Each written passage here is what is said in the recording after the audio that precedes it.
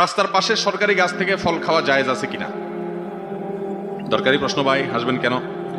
রাস্তার ধারে যে সমস্ত ফল থাকে, ফল গাছ থাকে, এই ফল গাছগুলো যদি বিশেষ কোনো ব্যক্তির ব্যক্তি মালিকানাধীন ফল না হয়, সরকারি গাছে সরকারি রাস্তায় সরকারি গাছে অনেক সময় ফল হয়, বা অনেক সময় ব্যক্তি মালিকানাধীন হলেও সেটাকে অনেক সময় রাস্তার ধারে এভাবে ওপেন রেখে দেওয়া হয়, এটার ফল এগুলোকে হেফাজত করার জন্য, সেভ করার জন্য, নিরাপদ করার জন্য কোনো আয়োজন থাকে না, ওপেন থাকে।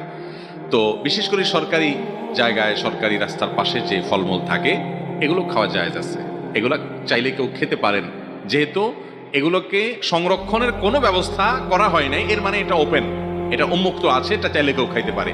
একটা হাদিসে নবী করিম সাল্লাল্লাহু আলাইহি ওয়াসাল্লাম বলেছেন, কেউ যদি কোনো ফলের বাগানে যায় সে সেখানে খেতে পারবে, কারণ তখনকার সমাজে বাগানে গেলে খাওয়ার পারমিশন সবাইকে দিত, এখনো আছে অনেক দেশে পৃথিবীতে, যে ওখানে ঢুকলে খেতে পারেন, কিন্তু সে অনেকগুলো ভরে নিয়ে আসবে এই সুযোগ নাই, এই অনুমোদন দেওয়া হয় না।